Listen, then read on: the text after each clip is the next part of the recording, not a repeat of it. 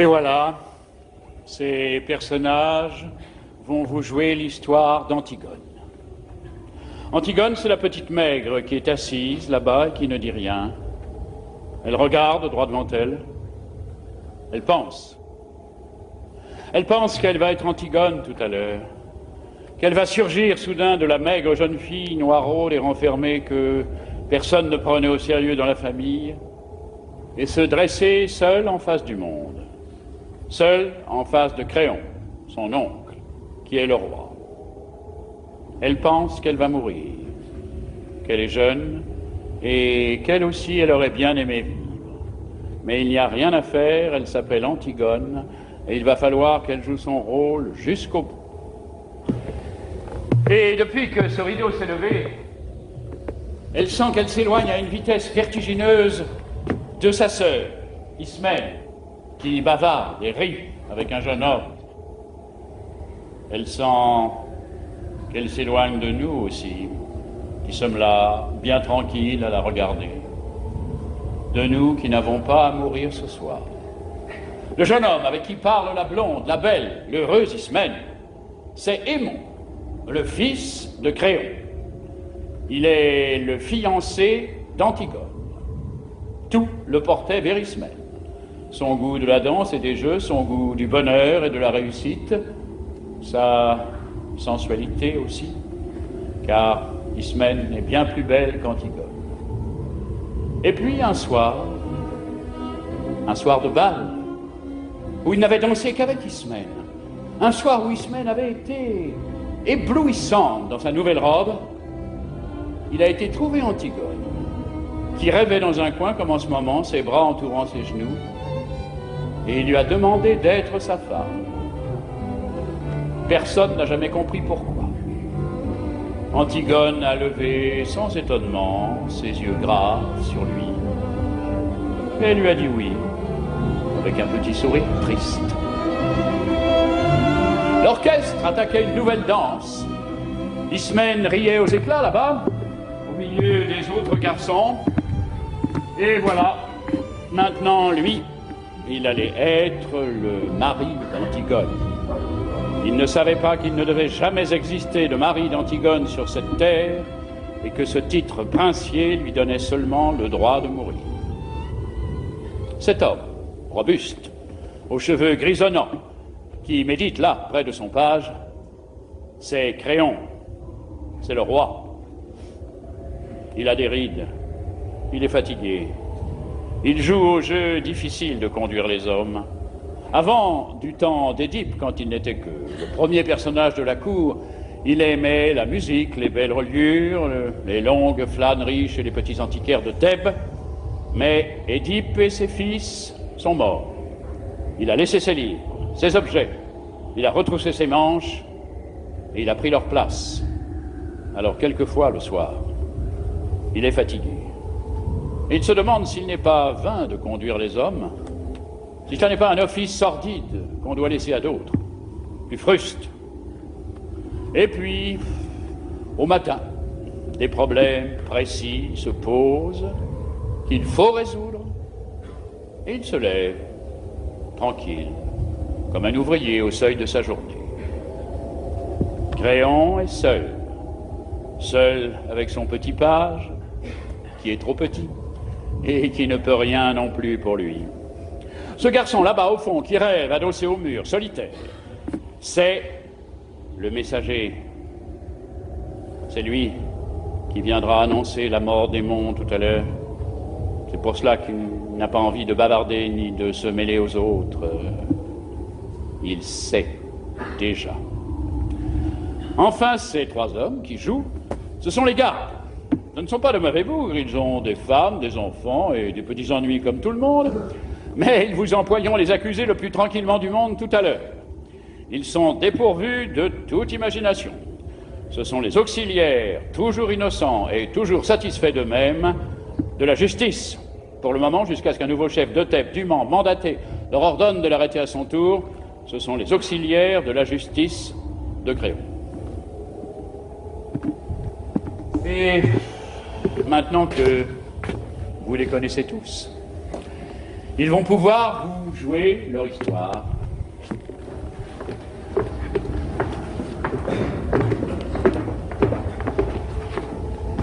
Elle commence au moment où les deux fils d'Édipe, Éthéocle et Polynice, qui devaient régner sur Thèbes 1 an chacun à tour de rôle, se sont battus et entretués sous les murs de la ville.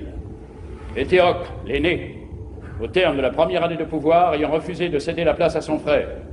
7 grands princes étrangers que Polynice avait gagnés à sa cause ont été défaits devant les 7 portes de Thèbes. Maintenant, la ville est sauvée. Les 2 frères ennemis sont morts. Et Créon, le roi, a ordonné qu'à Éthéocle, le bon frère, il serait fait d'imposantes funérailles, mais que Polynice, le vaurien, le révolté, le voyou, serait laissé sans pleurs et sans sépulture, la proie des corbeaux et des chacals. Quiconque osera lui rendre les devoirs funèbres sera impitoyablement puni de mort.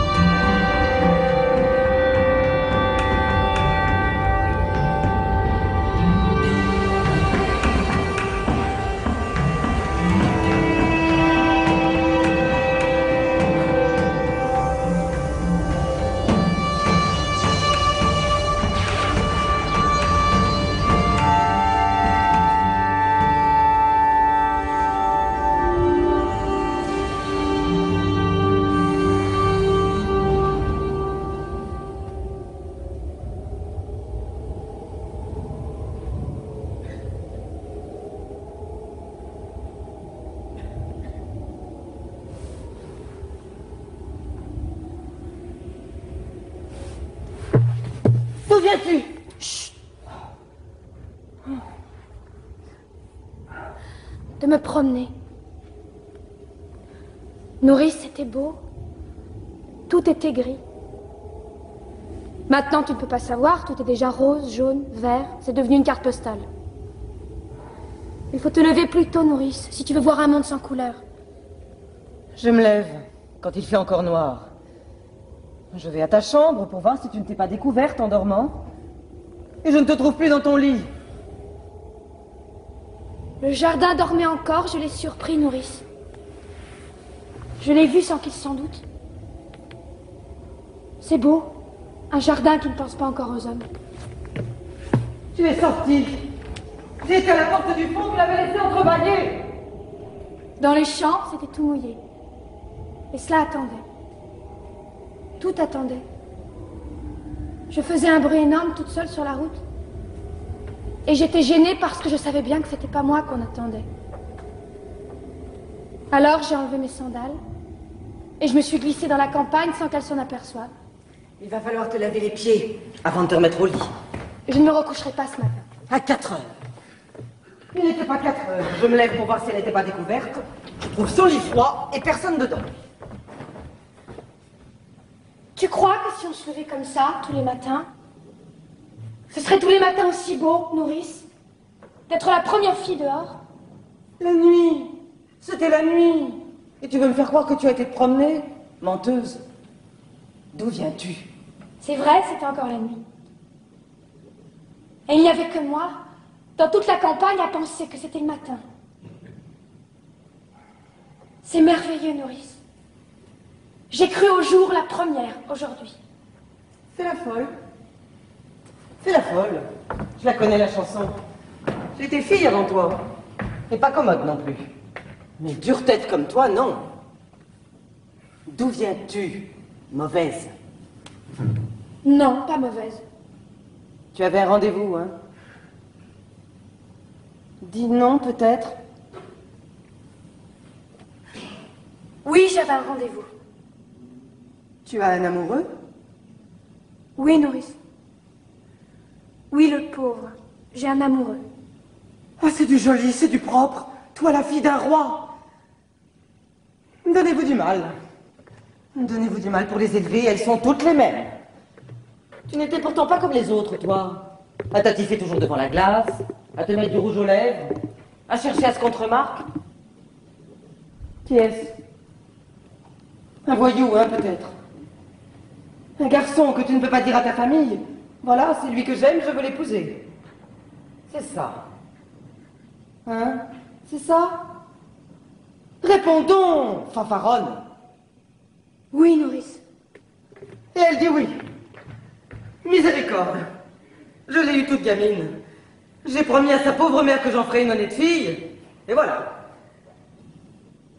Oh, mais ça ne va pas se passer comme ça, ma petite. Je ne suis que ta nourrice. Et tu me traites comme une vieille bête, bon. Mais ton oncle Créon saura, je te le promets. Oui, nourrice. Mon oncle Créon saura. Laisse-moi maintenant. Et tu verras ce qu'il dira quand il apprendra que tu te lèves la nuit. Et Aimon? Et ton fiancé? Car elle est fiancée. Elle est fiancée et à 4 heures du matin, elle quitte son lit pour aller courir avec un autre. Et ça vous répond qu'on la laisse. Ça voudrait qu'on ne dise rien. Mais tu sais ce que je devrais faire? Te battre, comme lorsque tu étais petite. Nounou, tu ne devrais pas trop crier. Tu ne devrais pas être trop méchante ce matin. Pas crier. Je ne dois pas crier par-dessus le marché. Moi qui avais promis à ta mère.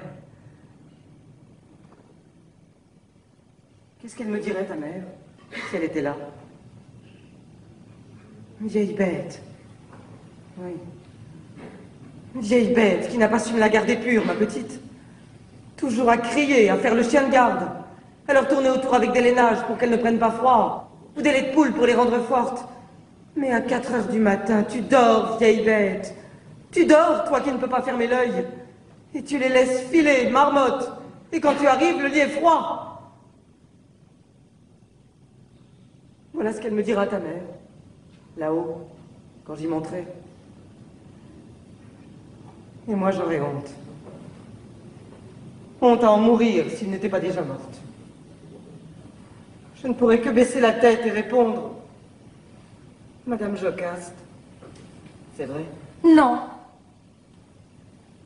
Nourrice ne pleure plus. Tu pourras regarder maman bien en face quand tu iras la retrouver. Et elle te dira bonjour, nounou. Merci pour la petite Antigone. Tu as bien pris soin d'elle. Elle sait pourquoi je suis sortie ce matin. Tu n'as pas d'amoureux? Non, nounou. Tu te moques de moi alors? Oh, tu vois, je suis trop vieille. Tu étais ma préférée, malgré ton sale caractère. Ta sœur était plus douce, et je croyais que c'était toi qui m'aimais. Si tu m'aimais, tu m'aurais dit la vérité. Pourquoi ton lit était-il froid quand je suis venue te border? Nounou, je suis pure. Je n'ai pas d'autre amoureux qu'Aimon, mon fiancé, je te le jure. Je peux même te jurer, si tu veux, que je n'aurai jamais d'autre amoureux. Garde tes larmes. Garde tes larmes. Tu en auras peut-être besoin encore, nounou. Et quand tu pleures comme cela, je redeviens petite. Et il ne faut pas que je sois petite ce matin. Tu es déjà levée? Je viens de ta chambre. Oui, je suis déjà levée. Oh, toutes les deux alors.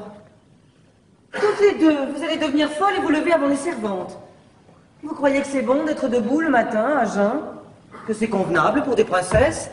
Oh, vous n'êtes seulement pas couvertes. Oh non, vous allez voir que vous allez encore me prendre mal. Laisse-nous, nourrice. Il ne fait pas froid, je t'assure, c'est déjà l'été.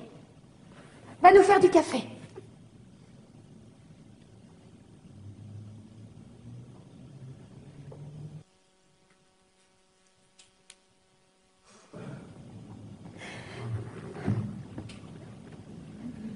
Je voudrais bien un peu de café, s'il te plaît, Nounou. Cela me ferait du bien. Ma Colombe, la tête lui tourne d'être sans rien. Et je suis là, comme une idiote, au lieu de lui donner quelque chose de chaud. Tu es malade? Ce n'est rien, un peu de fatigue. C'est parce que je me suis levée tôt. Moi non plus, je n'ai pas dormi. Il faut que tu dormes, tu serais moins belle demain. Ne te moque pas. Je ne me moque pas. Cela me rassure ce matin que tu sois belle. Quand j'étais petite, j'étais si malheureuse, tu te souviens? Je te barbouillais de terre. Je te mettais des vers dans le cou.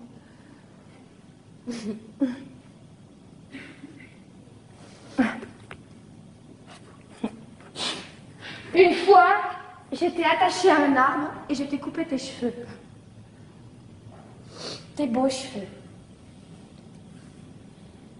Comme cela doit être facile de ne pas penser de bêtises, avec toutes ces belles mèches lisses et bien ordonnées autour de la tête. Pourquoi parlais-tu d'autre chose? Je ne parle pas d'autre chose. Tu sais, j'ai bien pensé, Antigone. Oui? J'ai bien pensé toute la nuit. Tu es folle. Oui. Nous ne pouvons pas. Pourquoi? Il nous ferait mourir. Bien sûr! À chacun son rôle. Lui, il doit nous faire mourir. Et nous, nous devons aller enterrer notre frère. C'est comme cela que ça a été distribué. Qu'est-ce que tu veux que nous y fassions? Je ne veux pas mourir. Moi aussi. J'aurais bien voulu ne pas mourir. Écoute. J'ai bien réfléchi toute la nuit. Je suis l'aînée, je réfléchis plus que toi. Il y a des fois, il ne faut pas trop réfléchir. Si, Antigone. D'abord, bien sûr, c'est horrible, et j'ai pitié, moi aussi, de mon frère. Mais je comprends un peu notre oncle. Moi, je ne veux pas comprendre un peu. Il est le roi, il faut qu'il donne l'exemple. Et moi, je ne suis pas le roi! Chut. Il ne faut pas que je donne l'exemple, moi. Elle fait ce qui lui passe par la tête, la petite Antigone. La sale bête, l'entêtée, la mauvaise. Et puis après, on la met dans un coin ou dans un trou, et c'est bien fait pour elle. Elle n'avait qu'à ne pas désobéir. Allez, allez. Tes sourcils joints, ton regard droit devant toi et te voilà lancé sans écouter personne. Écoute-moi, j'ai raison plus souvent que toi. Je ne veux pas avoir raison. Essaie de comprendre au moins. Comprendre? Vous n'avez que ce mot-là dans la bouche, tous. Depuis que je suis toute petite.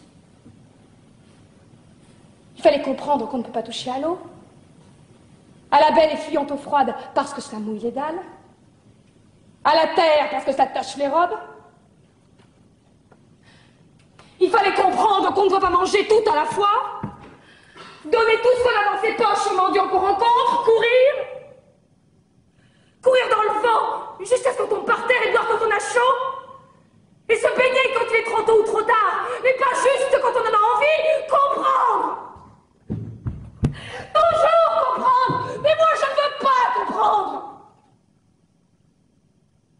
Je comprendrai quand je serai vieille. Si je deviens vieille, pas maintenant.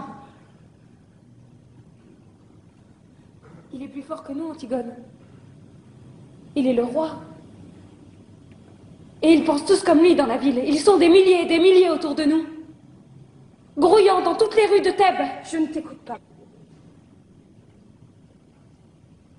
Ils nous hueront. Ils nous prendront avec leurs 1000 bras, leurs 1000 visages et leur unique regard. Ils nous cracheront à la figure. Et il faudra avancer dans leur haine, sur la charrette, avec leur odeur et leur rire, jusqu'au supplice. Et souffrir? Il faudra souffrir.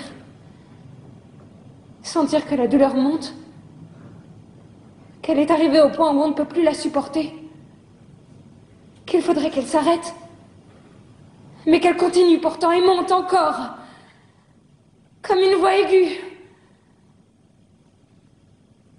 Oh, je ne peux pas. Je ne peux pas. Comme tu as bien tout pensé.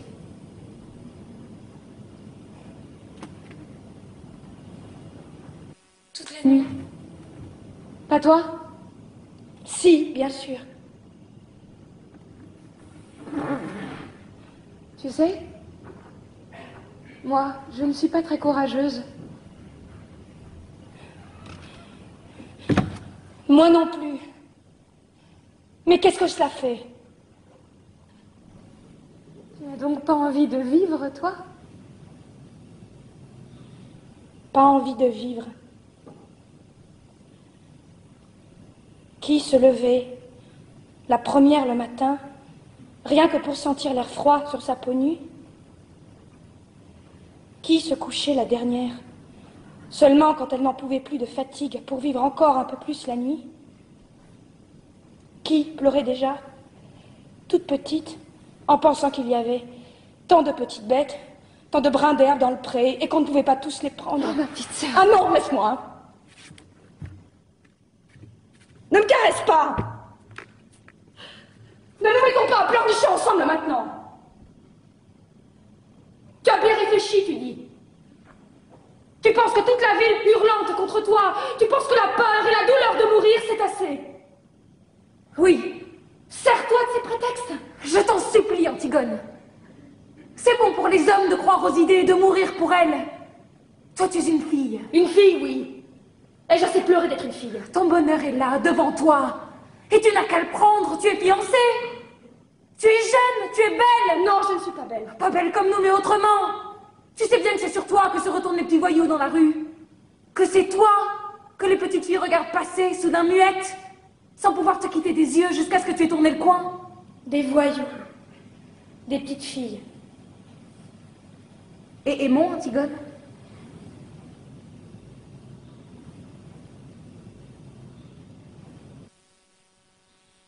Je parlerai tout à l'heure à Aimon.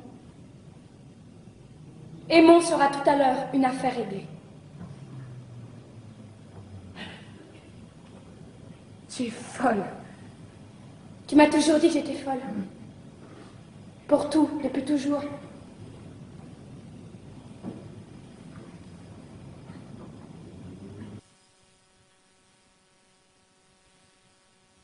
Va te recoucher, Ismène. Il fait jour maintenant, tu vois. Et de toute façon, je ne pourrai rien faire. Mon frère mort est maintenant entouré d'une garde exactement comme s'il avait réussi à se faire roi.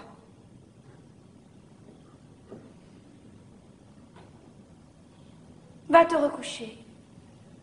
Tu es toute pâle de fatigue. Et toi? Je n'ai pas envie de dormir. Mais je te promets que je ne bougerai pas d'ici avant ton réveil. Nourrice va m'apporter à manger. Va dormir encore. Le soleil se lève seulement. Tu as les yeux tout petits de sommeil. Va.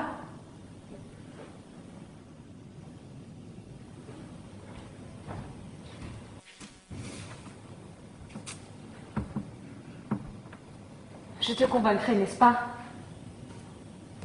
Je te convaincrai, tu me laisseras te parler encore. Je te laisserai me parler encore, oui. Je vous laisserai tous me parler. Va dormir maintenant, je t'en prie.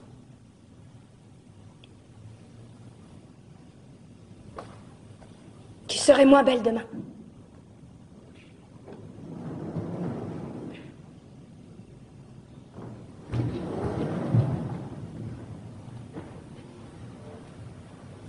Pauvre Ismène.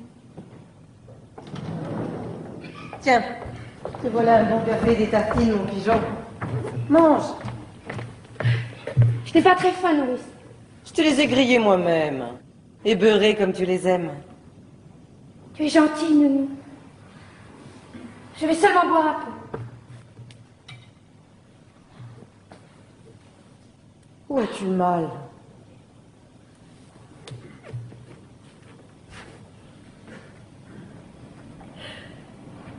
Nulle part, Nounou.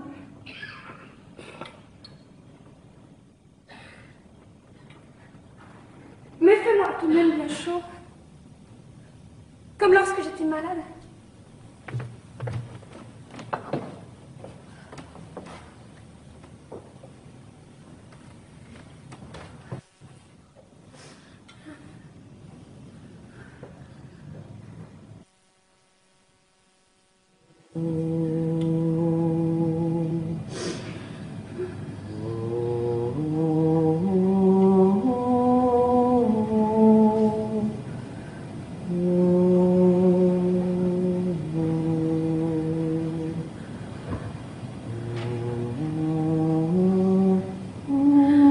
Nounou plus forte que la fièvre.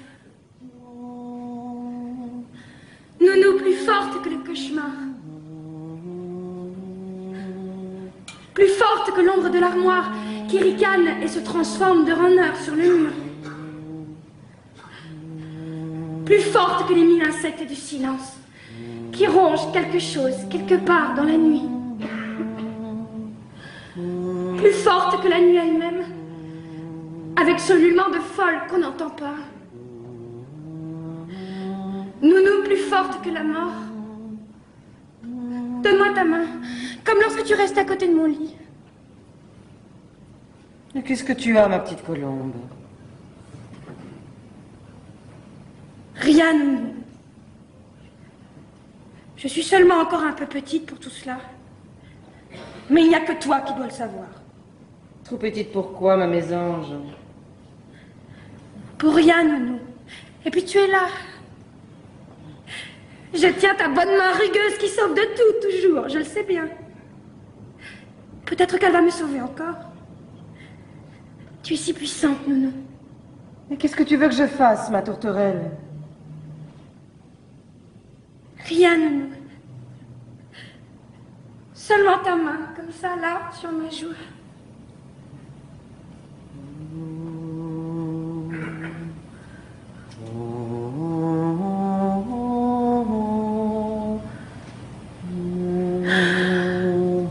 Voilà, je n'ai plus peur. Ni du méchant ogre, ni du marchand de sable. Ni de Taou-Taou qui passe et emmène les enfants.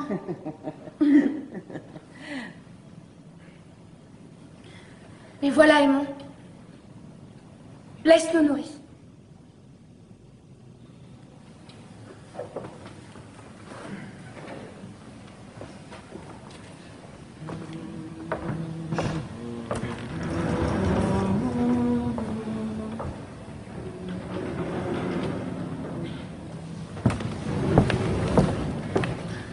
Pardon, Aimon.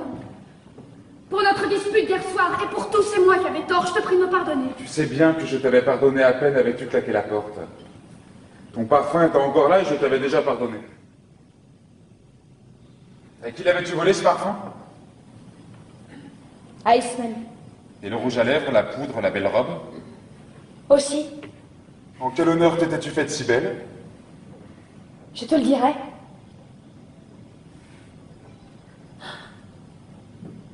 Oh mon chéri, comme j'ai été bête. Tout un soir gaspillé. Un beau soir. Nous aurons d'autres soirs, Antigone. Peut-être pas. Et d'autres disputes aussi. C'est plein de disputes, un bonheur. Un bonheur, oui. Écoute, Aimon. Oui, Ne ris pas, ce matin, sois grave. je suis grave. Et serre-moi. Plus fort que tu m'as jamais serré. Que toute ta force s'imprime dans moi. Là, de toute ma force. C'est bon. Écoute, Aimon. Oui. Je voulais te dire ce matin. Le petit garçon que nous aurions eu tous les deux. Oui. Tu sais, je l'aurais bien défendu contre tout. Oui, Antigone. Je l'aurais serré si fort qu'il n'aurait jamais eu peur, je te le jure. Ni du soir qui vient, ni de l'angoisse du plein soleil immobile, ni des ombres. Notre petit garçon aimé.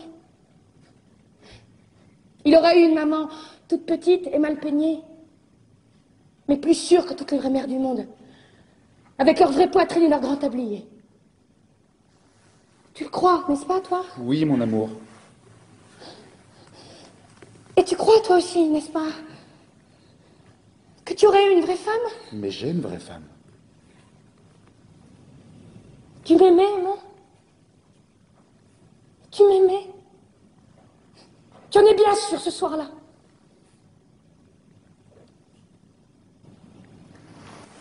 Quel soir? Tu es sûr qu'à ce bal où tu es dû me chercher dans mon coin, tu t'es pas trompé de jeune fille? Tu es sûr que tu n'as jamais regretté depuis? Jamais pensé, tout au fond de toi, même une fois, que tu aurais plutôt dû demander Ismène? Idiote! Tu m'aimes, n'est-ce pas? Tu m'aimes comme une femme? Tes bras qui me serrent ne mentent pas? Tes grandes mains posées sur mon dos ne mentent pas? Ni ton odeur? Ni ce bon chaud? Ni cette grande confiance qui m'inonde quand j'ai la tête au creux de ton cou? Oui, Antigone, je t'aime comme une femme. Mais je suis noire et maigre, Ismène est rose et dorée comme un fruit. Antigone.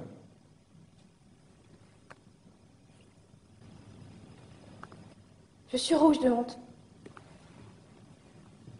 Mais il faut que je sache ce matin. Dis la vérité, je t'en prie. Quand tu penses que je serai à toi, est-ce que tu sens, au milieu de toi, comme un grand trou qui se creuse, comme quelque chose qui meurt? Oui, Antigone.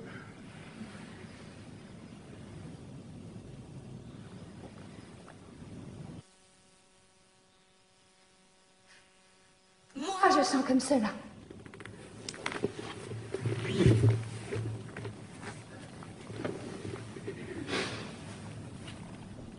Et je voulais te dire que j'aurais été très fière d'être ta femme. Ta vraie femme. Sur qui tu aurais posé ta main le soir en t'asseyant, sans penser. Comme sur une chose bien à toi. Voilà. Maintenant, je vais te dire encore 2 choses. Et quand je te les aurai dites, il faudra que tu sortes sans me questionner. Même si elles te paraissent extraordinaires, même si elles te font de la peine. Jure-le-moi. Qu'est-ce que tu vas me dire encore? Non, jure-moi d'abord que tu sortiras sans rien me dire, sans même me regarder. Si tu m'aimes, jure-le-moi.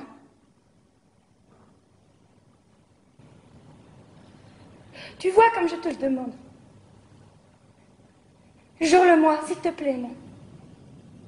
C'est la dernière folie que tu auras à me passer. Je te le jure. Merci. Alors voilà. Hier d'abord. Tu me demandais tout à l'heure pourquoi j'étais venue avec une robe d'Ismène, ce parfum, ce rouge à lèvres. J'étais bête. Je n'étais pas très sûre que tu me désires vraiment. Et j'avais fait tout cela pour être un peu plus comme les autres filles. Pour te donner envie de moi. C'était pour cela? Oui. Et tu as ri. Et nous nous sommes disputés. Et mon mauvais caractère a été le plus fort, je me suis sauvée.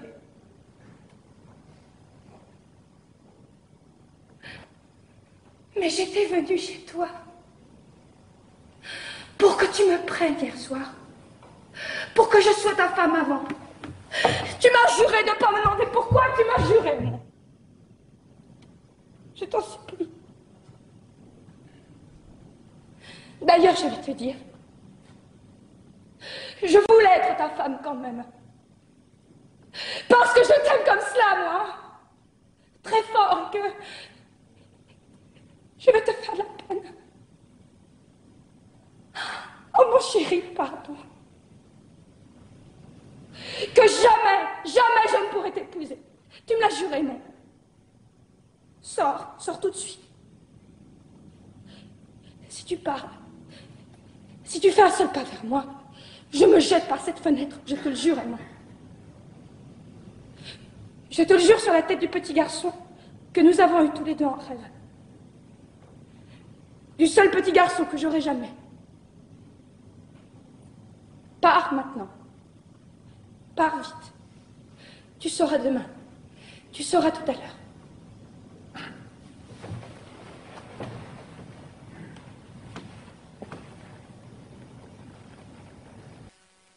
Pars, s'il te plaît, mon.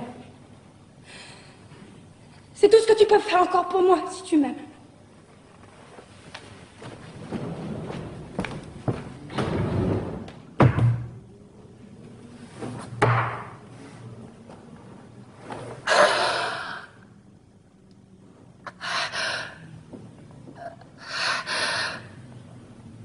Voilà. C'est fini pour Aimon, Antigone. Antigone? Es-tu là? Oui, je suis là. Je ne peux pas dormir. J'avais peur que tu sortes et que tu tentes de l'enterrer malgré le jour.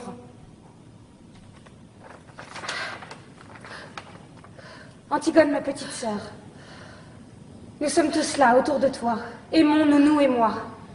Nous t'aimons et nous sommes vivants, nous. Nous avons besoin de toi. Polynice est mort et il ne t'aimait pas. Il a toujours été un étranger pour nous. Un mauvais frère. Oublie-le, Antigone, comme il nous avait oubliés. Laisse son ombre dure errer éternellement sans sépulture, puisque c'est la loi de Créon. Ne tente pas ce qui est au-dessus de tes forces. Tu braves tout, toujours. Mais tu es toute petite, Antigone. N'y va pas cette nuit. Reste avec nous. Je t'en supplie.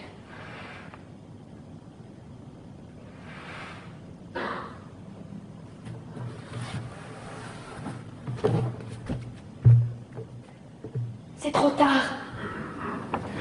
Ce matin, quand tu m'as rencontré, j'en venais.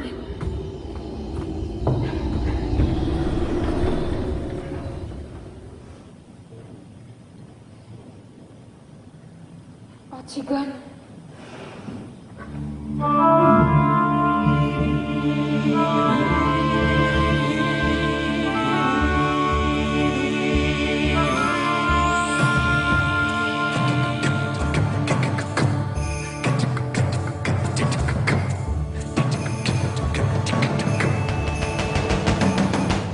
Un garde, dis-tu? Un de ceux qui gardent le cadavre? Fais-le entrer.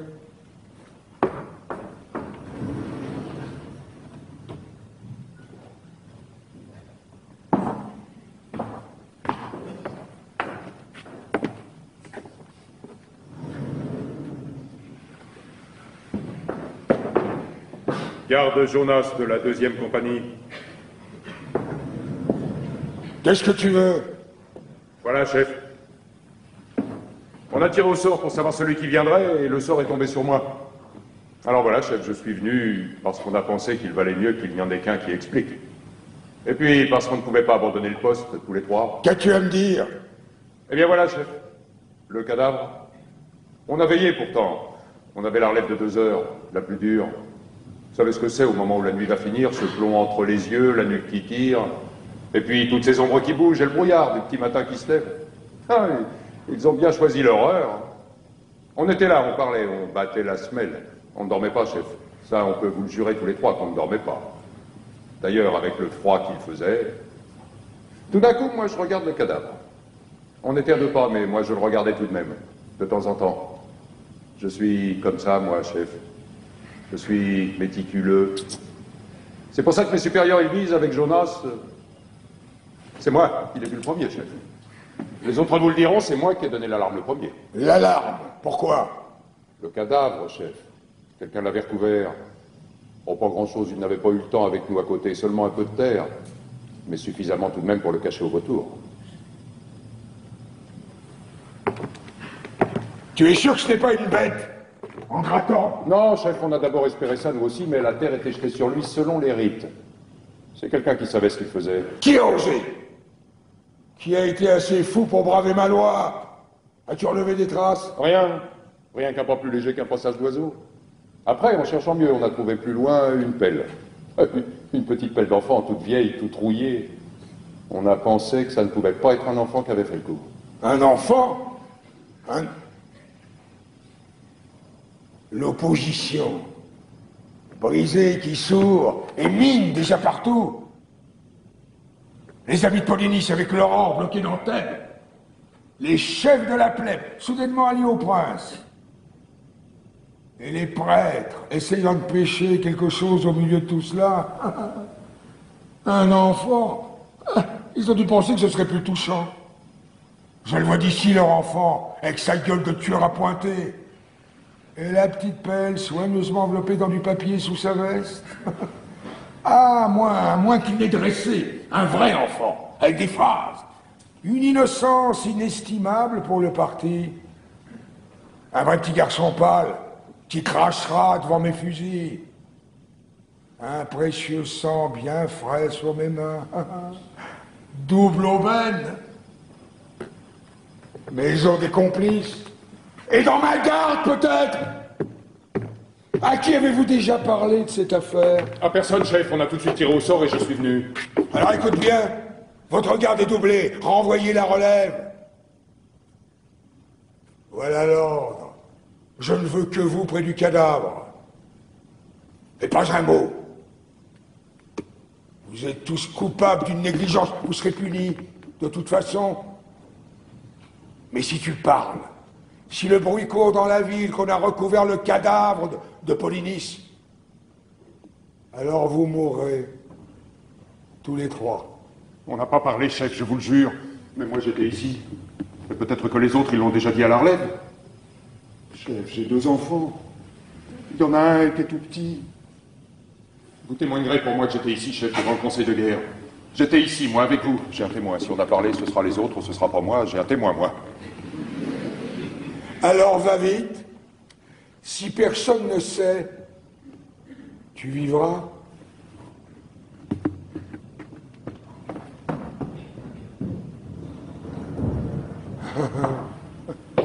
Un enfant.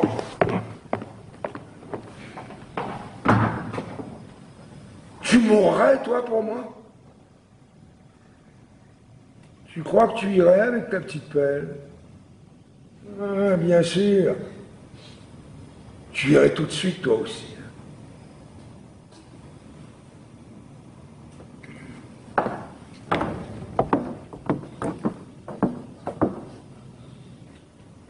Un enfant.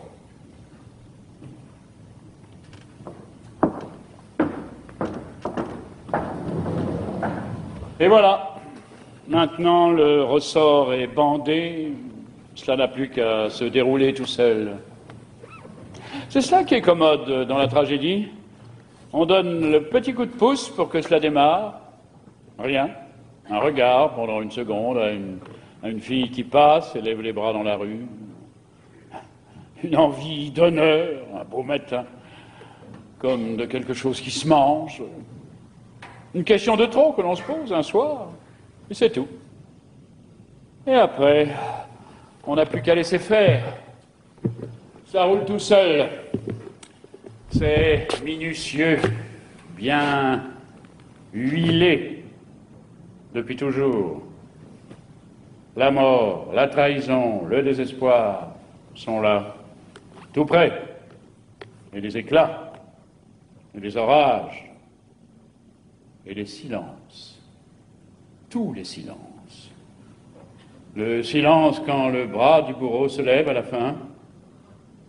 Le silence au commencement, quand les 2 amants sont nus l'un en face de l'autre pour la première fois, sans oser bouger tout de suite dans la chambre sombre. Le silence quand les cris de la foule éclatent autour du vainqueur. Et c'est comme un film dont le son s'est enrayé, toutes ces bouches ouvertes dont il ne sort rien. Toute cette clameur qui n'est qu'une image. Et le vainqueur, déjà vaincu, seul, au milieu de son silence. C'est propre, la tragédie. C'est reposant. C'est sûr. Dans le drame, avec ses traîtres, avec ses méchants acharnés, cette innocence persécutée, ces vengeurs, ces terre-neuves, ces lueurs d'espoir, ça devient épouvantable de mourir, comme un accident. Et on aurait peut-être pu se sauver. Le bon jeune homme aurait peut-être pu arriver à temps avec les gendarmes. Dans la tragédie, on est tranquille. D'abord, on est entre soi, et on est tous innocents, en somme. Ce n'est pas parce qu'il y en a un qui tue et l'autre qui est tué, c'est une question de distribution. Et puis surtout, c'est reposant la tragédie, parce qu'on sait qu'il n'y a plus d'espoir, le sale espoir, qu'on est pris, qu'on est enfin pris comme un rat, avec tout le ciel sur son dos. On n'a plus qu'à crier, pas à gémir, pas à se plaindre, non, à gueuler à pleine voix ce qu'on avait à dire, qu'on n'avait jamais dit et qu'on ne savait peut-être même pas encore. Et pour rien, pour se le dire à soi, pour l'apprendre soi. Dans le drame, on se débat parce qu'on espère en sortir, c'est ignoble.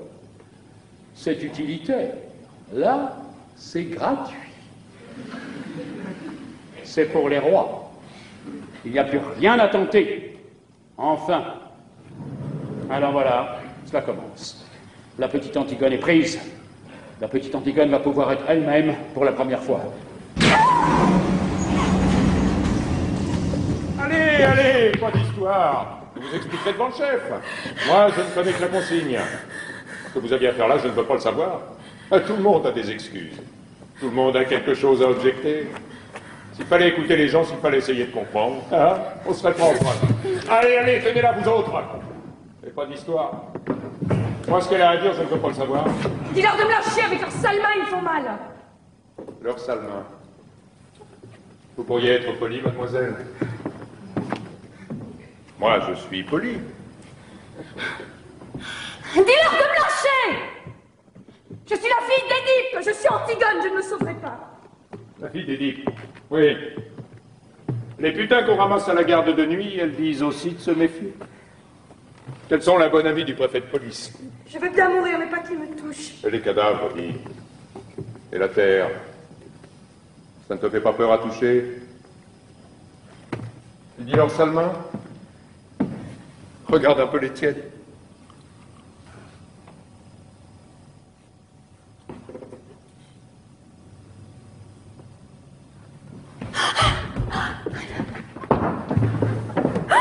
On t'avait pris cet appel?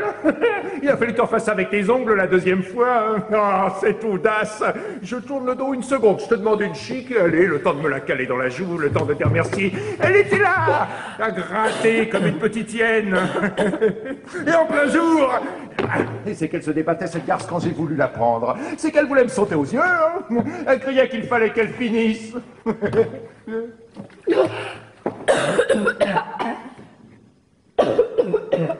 C'est une folle, oui.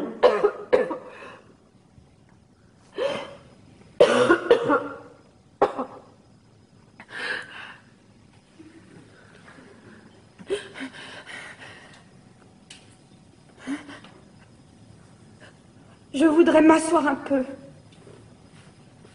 S'il vous plaît. C'est bon qu'elle s'asseye. Mais n'en lâchez pas, vous autres.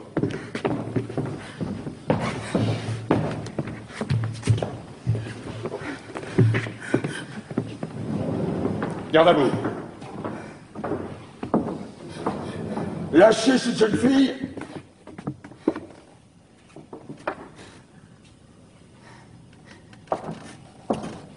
Qu'est-ce que c'est? C'est le piquet de garde, chef.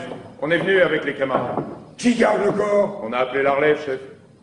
Je t'avais dit de la renvoyer. Je t'avais dit de ne rien dire. On n'a rien dit, chef. Mais comme on a arrêté celle-là, on a pensé qu'il fallait qu'on vienne. Et cette fois, on n'a pas tiré au sort. On est venus tous les trois. Imbécile.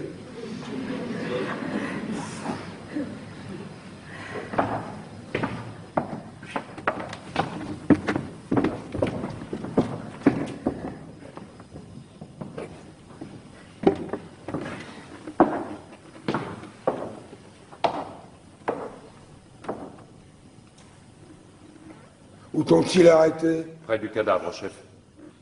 Qu'allais-tu faire près du cadavre de ton frère? Tu savais que j'avais interdit de l'approcher?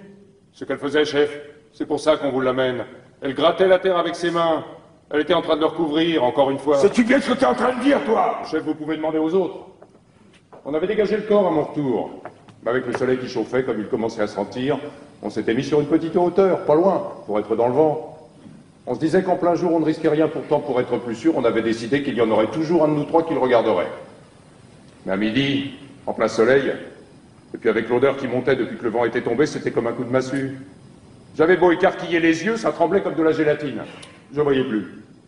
J'ai au camarade lui demandé une chic pour passer ça. Le temps que je me la cale à la joue, chef. Le temps que je lui dise merci, je me retourne, elle était là à gratter avec ses mains. En plein jour. Elle devait bien penser qu'on ne pouvait pas ne pas la voir. Et quand elle a vu que je lui courais dessus, vous croyez qu'elle s'est arrêtée, qu'elle a essayé de se sauver peut-être? Non, elle continuait de toutes ses forces, aussi vite qu'elle pouvait, comme si elle ne me voyait pas arriver. Et quand je l'empoignais, elle se débattait comme une diablesse. Elle voulait continuer encore. Elle me criait de la laisser, que le corps n'était pas encore tout à fait recouvert. C'est vrai? Oui, c'est vrai. On a découvert le corps comme de juste, et on a passé la relève sans parler de rien. Et on est venu vous l'amener, chef. Voilà. Et cette nuit, la première fois, c'était toi aussi? Oui, c'était moi.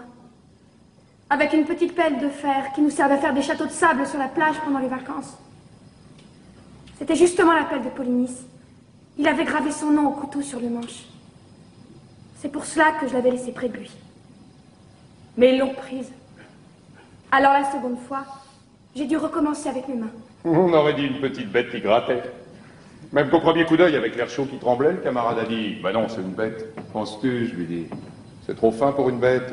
C'est une fille. » C'est bien. On vous demandera peut-être un rapport tout à l'heure. Pour le moment, laissez-moi seul avec elle. Petit, conduis ces hommes à côté et qu'ils restent au secret, jusqu'à ce que je revienne les voir.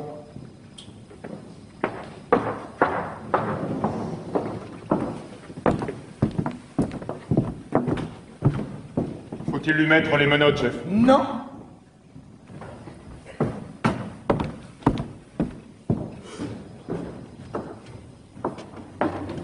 Avais-tu parlé de ton projet à quelqu'un? Non. As-tu rencontré quelqu'un sur ta route? Non, personne. Tu es bien sûr? Oui. Alors écoute-moi bien. Tu vas rentrer chez toi te coucher. Dire que tu es malade, que tu n'es pas sorti depuis hier. Ta nourrice dira comme toi. Je ferai disparaître ces trois hommes. Pourquoi? Puisque vous savez bien que je commencerai.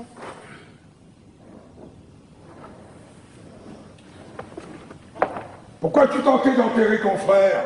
Je le devais. Je l'avais interdit! Je le devais tout de même. Ceux qu'on n'enterre pas errent éternellement, sans jamais trouver de repos. Si mon frère vivant était rentré harassé d'une longue chasse, je lui aurais enlevé ses chaussures, je lui aurais fait à manger. Je lui aurais préparé son lit. Polynice, aujourd'hui, a achevé sa chasse. Il rentre à la maison, où mon père et ma mère et Théocle aussi l'attendent. Il a droit au repos. C'était un révolté, un traître. Tu le savais? C'était mon frère.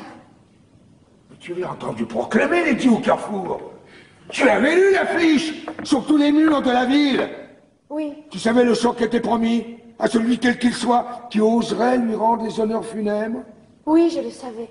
Ah, alors tu as peut-être cru que d'être la fille d'Édipe, la fille de l'orgueil d'Édipe, c'était assez pour être au-dessus de la loi. Non, je n'ai pas cru cela. La loi est d'abord faite pour toi, Antigone. La loi est d'abord faite pour les filles des rois.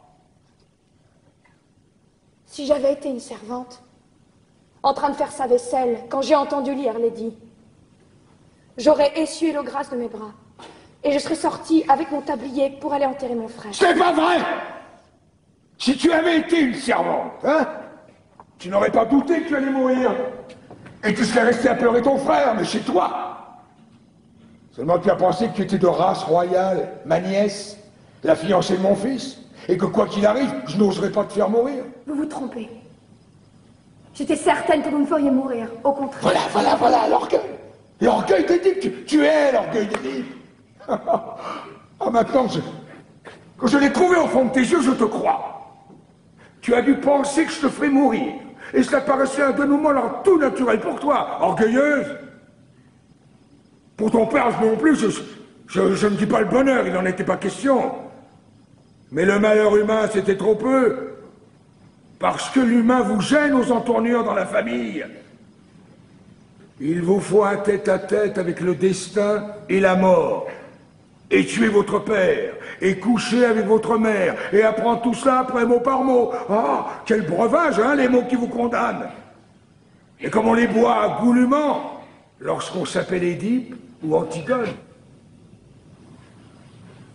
Et le plus simple après, hein, c'est encore de se crever les yeux, et d'aller mendier avec ses enfants sur les routes. Eh bien non! Ces temps sont révolus pour Thèbes. Thèbes a droit maintenant à un prince, sans histoire. Moi, je m'appelle seulement Créon. Dieu merci. J'ai mes deux pieds par terre, mes deux mains enfoncées dans mes poches. Et puisque je suis roi, j'ai résolu, avec moins d'ambition que ton père, de m'employer tout simplement à rendre l'ordre de ce monde un peu moins absurde, si c'est possible. Ce n'est même pas une aventure, c'est un métier. Un métier pour tous les jours. C'est pas toujours drôle, comme tous les métiers.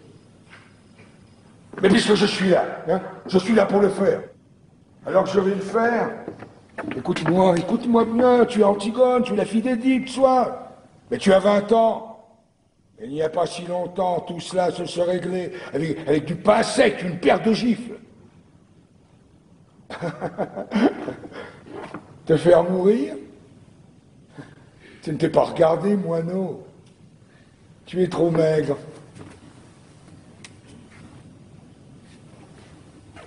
Tu vas rentrer chez toi tout de suite, faire ce que je t'ai dit. Te taire. Je me charge du silence des autres.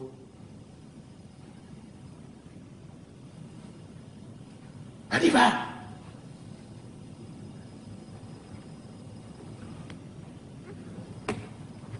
Non!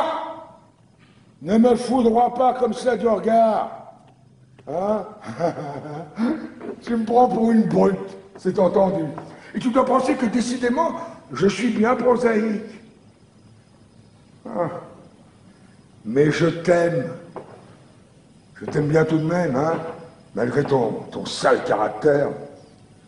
N'oublie pas que c'est moi qui t'ai fait cadeau de ta première poupée. Hein, il n'y a pas si longtemps. Antigone, c'est par cette porte qu'on regagne ta chambre. Où t'en vas-tu par là? Vous le savez bien. Quel jeu joues-tu?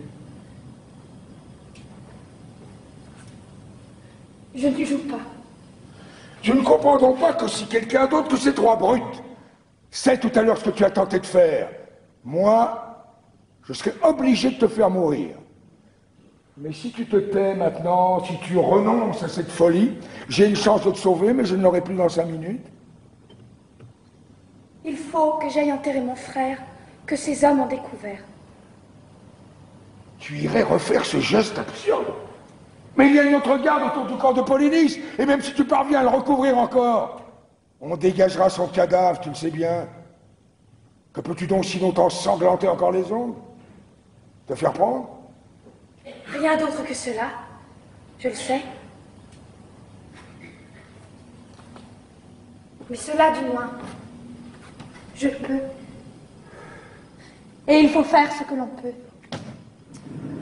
Tu y crois donc vraiment, toi, cet enterrement dans les règles, à cette ombre de ton frère condamné à errer toujours, si on ne jette pas sur le cadavre un petit peu de terre avec la formule du prêtre?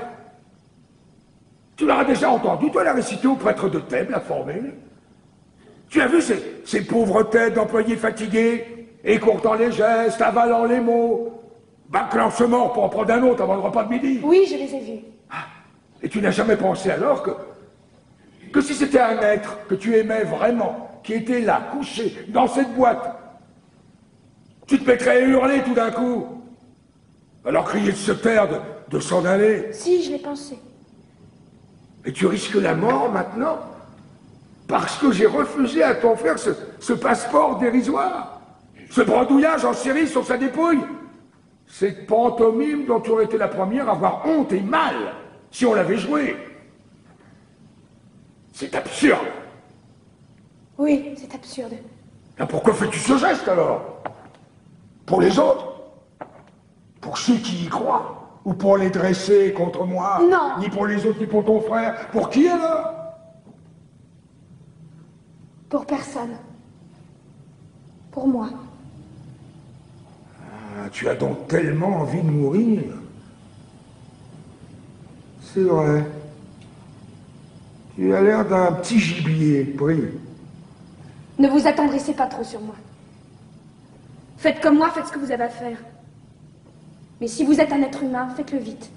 Voilà tout ce que je vous demande. Je n'aurai pas du courage éternellement, c'est vrai.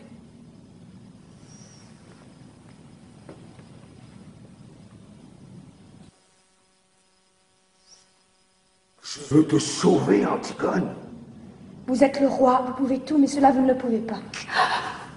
Tu crois? Ni me sauver, ni me contraindre. Orgueilleuse, petite Édipe. Vous pouvez seulement me faire mourir. Et si je te fais torturer? Pourquoi? Pour que je pleure? Que je demande grâce? Que je jure tout ce qu'on voudra? Et que je recommence après, quand je n'aurai plus mal. Écoute-moi bien, hein? J'ai le mauvais rôle, c'est entendu, et tu as le bon. Et tu le sens. Mais n'en profite tout de même pas trop, hein, petite peste. Parce que si j'étais une bonne brute, ordinaire de tyran, il y a déjà longtemps qu'on t'aurait arraché la langue, tiré les membres aux tenailles, jeté dans un trou. Non, tu vois quelque chose dans mes yeux, quelque chose qui hésite. Hein? Tu vois que je te laisse parler au lieu d'appeler mes soldats. Alors tu nargues, tu attaques tant que tu peux, mais où veux-tu en venir à la fin, petite furie? Lâchez-moi, vous faites mal au bras avec votre main. Non, moi je suis le plus fort comme ça, alors j'en profite aussi. Aïe. C'est peut-être ce que je devrais faire après tout, hein? Tout simplement te tendre le poignet et te tirer les cheveux, comme on fait aux filles dans les jeux. Je suis ton oncle, c'est entendu, mais nous ne sommes pas tendres les uns pour les autres dans la famille. Cela ne te semble pas drôle tout de même, non? Ce roi bafoué, qui peut tout, ce vieil homme, qui t'écoute, et qui en a tué d'autres, est aussi attendrissant que toi, je t'assure, et qui, hélas, donnait toute cette peine pour essayer de t'empêcher de mourir. Vous serrez trop maintenant. Cela ne me fait même plus mal. Je n'ai plus de bras. Je sais pourtant si j'ai autre chose à faire aujourd'hui. Mais je vais tout de même perdre le temps qu'il faudra. Et te sauver, petite peste. Au lendemain d'une révolution ratée, il y a du pain sur la planche, je t'assure. Mais les affaires urgentes attendront. Je ne veux pas te laisser mourir dans une histoire de politique. Tu vaux mieux que ça. Hein? Et parce que ton Polynice, cette ombre éplorée, et ce corps qui se décompose entre ses gardes, et tout ce pathétique qui t'enflamme, tout cela, ce n'est qu'une histoire de politique. D'abord, je ne suis pas tendre, mais je suis délicat. J'aime ce qui est propre, net, bien lavé. Parce que tu crois que ça ne me dégoûte pas autant que toi, non? Cette viande qui pourrit au soleil. Mais il faut que tout aille comme ça pendant quelque temps. Tu penses bien que j'aurais fait enterrer ton frère, ne fût que pour l'hygiène. Mais pour que les brutes que je gouverne comprennent, il faut que ça pue. Le cadavre de Polynice, dans toute la ville, pendant un mois. Vous êtes odieux! Oui, mon petit... C'est le métier qu'il veut.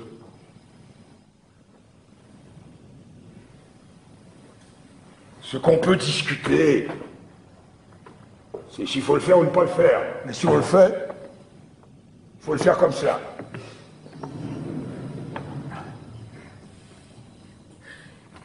Et pourquoi le faites-vous? Un matin, je me suis réveillé, roi de Thèbes.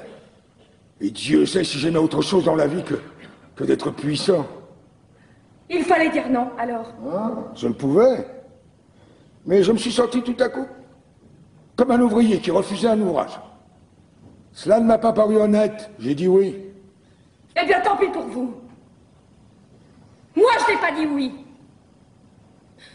Qu'est-ce que vous voulez que ça me fasse à moi? Votre politique? Vos nécessités? Vos pauvres histoires? Moi, je peux dire non encore à tout ce que je n'aime pas. Et je suis seul juge. Et vous?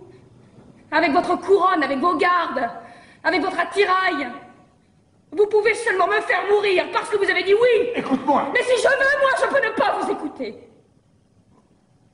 Vous avez dit oui. Je n'ai plus rien à apprendre de vous. Pas vous. Vous êtes là, à boire mes paroles. Et si vous n'appelez pas vos gardes, c'est pour m'écouter jusqu'au bout. Tu m'amuses. Non. Je vous fais peur. Et c'est pour ça que vous essayez de me sauver. Ça serait tout de même plus commode de garder une petite Antigone muette et vivante dans ce palais. Vous êtes trop sensible pour faire un bon tyran, voilà tout. Mais vous allez tout de même me faire tuer tout à l'heure, vous le savez. Et c'est pour cela que vous avez peur. C'est laid, un homme qui a peur. Oui, j'ai peur. J'ai peur d'être obligé de te faire tuer si tu t'obstines. Je ne le voudrais pas. Et moi, je ne suis pas obligée de faire ce que je ne voudrais pas. Vous n'auriez pas voulu non plus, peut-être, refuser une tombe à mon frère? Dites-le donc que vous ne l'auriez pas voulu. Je te l'ai déjà dit. Et vous l'avez fait, tout de même. Et maintenant, vous allez me faire tuer sans le vouloir. Et c'est cela, être roi. Oui, c'est cela. Pauvre Créon. Avec mes ongles cassés et pleins de terre. Et les bleus que tes gardes m'ont fait au bras. Avec ma peur qui me tord le ventre. Moi, je suis reine. Alors écoutez-moi, vis. Le cadavre de ton frère qui pourrit sous mes fenêtres. C'est assez payé pour que l'ordre règne dans Thèbes. Mon fils t'aime. Alors ne m'oblige pas encore à payer avec toi. J'ai assez payé. Non, vous avez dit oui. Vous ne vous arrêterez jamais de payer maintenant. Mais va faire pour Dieu. Essaye de me comprendre une minute. Toi aussi, petite idiote. Moi, j'ai bien essayé de te comprendre. Il faut pourtant bien qu'il y en ait qui disent oui. Il faut pourtant bien qu'il y en ait qui mènent la barque. Parce que ça prend l'eau. Ça prend l'eau de toutes parts. C'est plein de crimes, de bêtises, de misère. Non, mais enfin, mais... Est-ce que tu comprends cela? Je ne veux pas comprendre. C'est bon pour vous. Moi, je suis là pour autre chose que pour comprendre. Je suis là pour vous dire non. Et pour mourir. Ah, c'est facile de dire non. Pas toujours. Pour dire oui, il faut suer. Hein, retrousser ses manches. Empoigner la vie à pleine main sans mettre jusqu'au coude. C'est facile de dire non. Même si on doit mourir. Il n'y a qu'à pas bouger et attendre. Attendre pour vivre.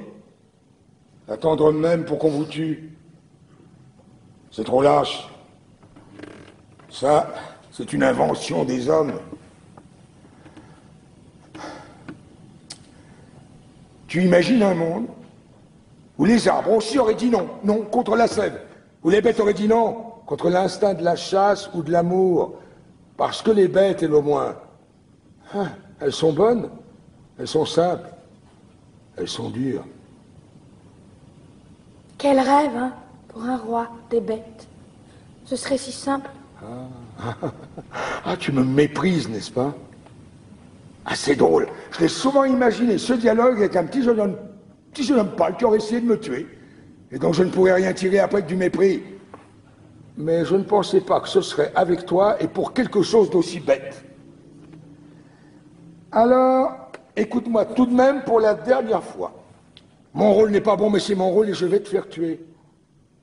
Seulement avant, je voudrais que toi aussi tu sois bien sûr du tien. Parce que tu sais pourquoi tu vas mourir, Antigone. Tu sais au bas de quelle histoire sordide tu vas signer pour toujours ton petit nom sanglant? Quelle histoire? Celle des Théocle et de Polynice, celle de tes frères. Ah non, non, non, non, non, non, tu crois la savoir, mais tu ne la sais pas, parce que personne ne la sait d'Antenne. Que moi. Mais il me semble que toi, ce matin, oh, tu as aussi le droit de l'apprendre. Et ce n'est pas bien beau, tu vas voir. Ah, que te rappelles-tu de tes frères d'abord? Deux compagnons de jeu qui te méprisaient sans doute, te cassaient tes poupées en se chuchotant éternellement des mystères à l'oreille l'un de l'autre pour te faire enrager. C'était des grands. Ah. Alors après, tu as dû les admirer avec leurs premières cigarettes, leurs premiers pantalons longs, et puis ils ont commencé à sortir le soir, hein, à sentir l'homme. Alors là, après, ils ne t'ont plus regardé du tout. J'étais une fille. Tu voyais bien pleurer ta mère, ton père se mettre en colère à leur retour. Tu entendais claquer les portes et leur ricanement dans les couloirs. Et ils passaient devant toi, goguenard, veulent, ils sentaient le vin. Une fois, je m'étais cachée derrière une porte. C'était le matin, nous venions de nous lever et eux, ils rentraient. Polynice m'a vu. Il était pâle, les yeux brillants, et si beau dans son vêtement du soir. Il m'a dit, tiens, tu es là, toi. Et il m'a donné une grande fleur de papier qu'il avait rapportée de sa nuit. Ah. Et tu l'as conservée, n'est-ce pas, cette fleur? Et hier, avant de t'en aller, tu as ouvert ton tiroir, tu l'as regardée longtemps, pour te donner du courage.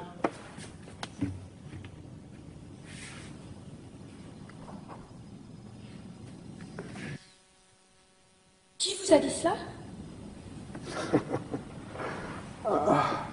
Pauvre Antigone avec ta fleur de cotillon. Sais-tu qui était ton frère? Je savais que vous me diriez du mal de lui, en tout cas. Un petit fêtard imbécile, un petit carnassier dur, sans âme, une petite brute, juste bonne à aller plus vite que les autres avec ses voitures, à dépenser plus d'argent dans les bars. Tiens, une fois, j'étais là, ton père venait de lui refuser une grosse somme d'argent qu'il avait perdu au jeu. Il est devenu tout pâle. Il a levé son poing en criant un mot ignoble. C'est pas vrai. Son poing de brûle, t'as tout volé dans le visage de ton père. C'était pitoyable. Ton père était assis à sa table, la tête dans ses mains. Il saignait. Il saignait du nez et il pleurait. Et dans un coin du bureau, Polynice ricanant qui allumait une cigarette. C'est pas vrai.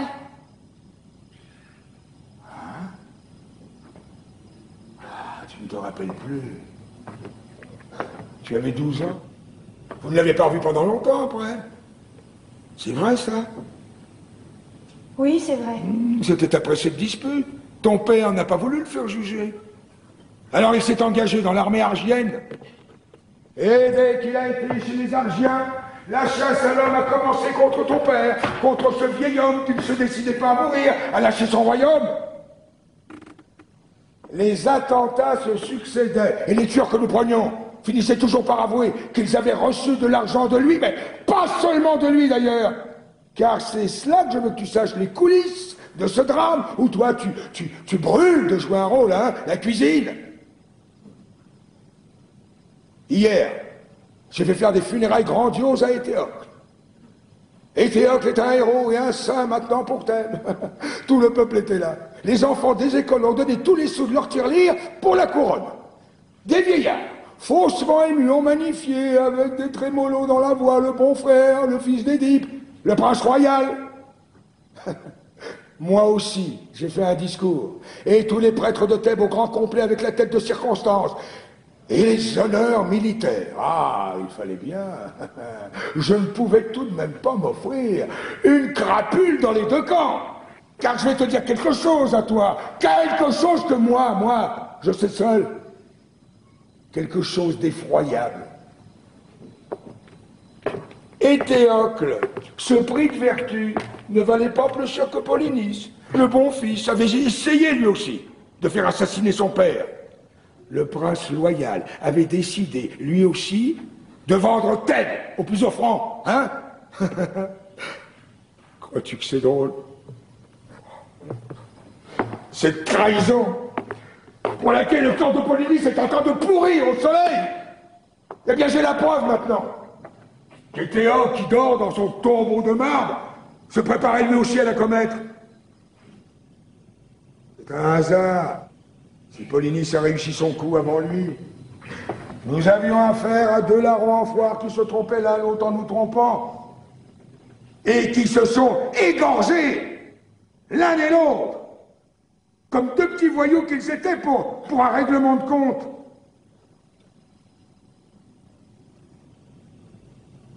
Seulement, il s'est trouvé que j'ai eu besoin de faire un héros de l'un d'eux. Alors j'ai fait rechercher leurs cadavres, au milieu des autres, et on les a retrouvés, embrassés, pour la première fois de leur vie sans doute. Ils s'étaient embrochés mutuellement, et puis la charge de la cavalerie argienne leur avait passé dessus. Ils étaient en bouillie, Antigone, méconnaissables. J'ai fait ramasser un décor, le moins abîmé des deux, pour mes funérailles nationales, et j'ai donné l'ordre de laisser pourrir l'autre où il était. Je ne sais plus lequel. Et je t'assure, ça m'est bien égal.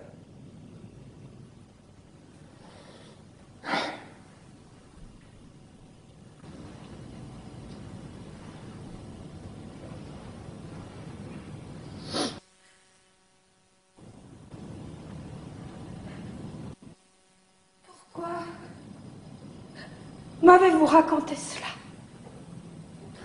Valait-il mieux te laisser mourir dans cette pauvre histoire? Peut-être. Moi, je croyais.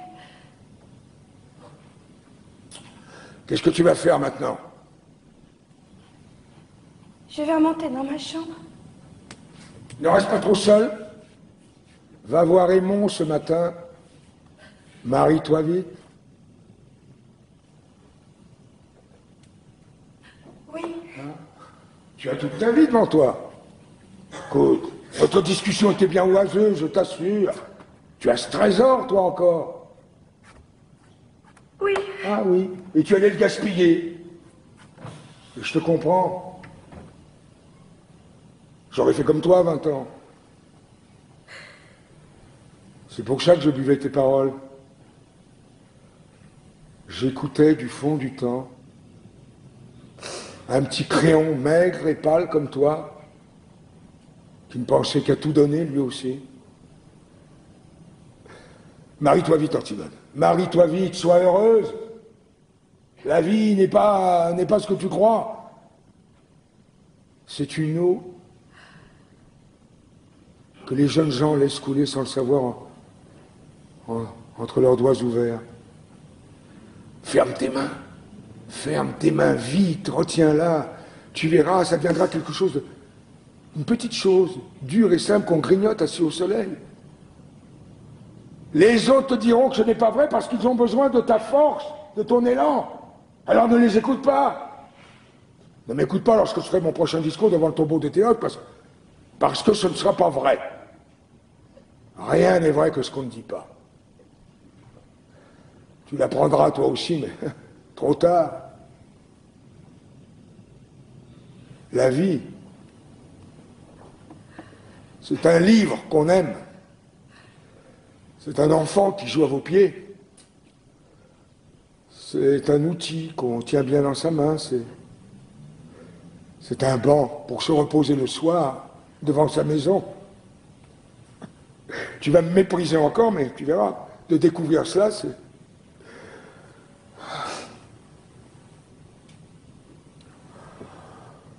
c'est la consolation dérisoire de vieillir. Parce que la vie, ce n'est peut-être tout de même que le bonheur.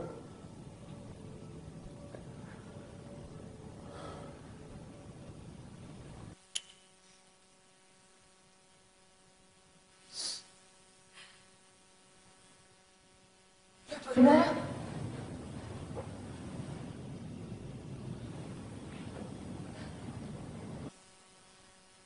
Pauvre mot, hein. Et quel sera-t-il, mon bonheur?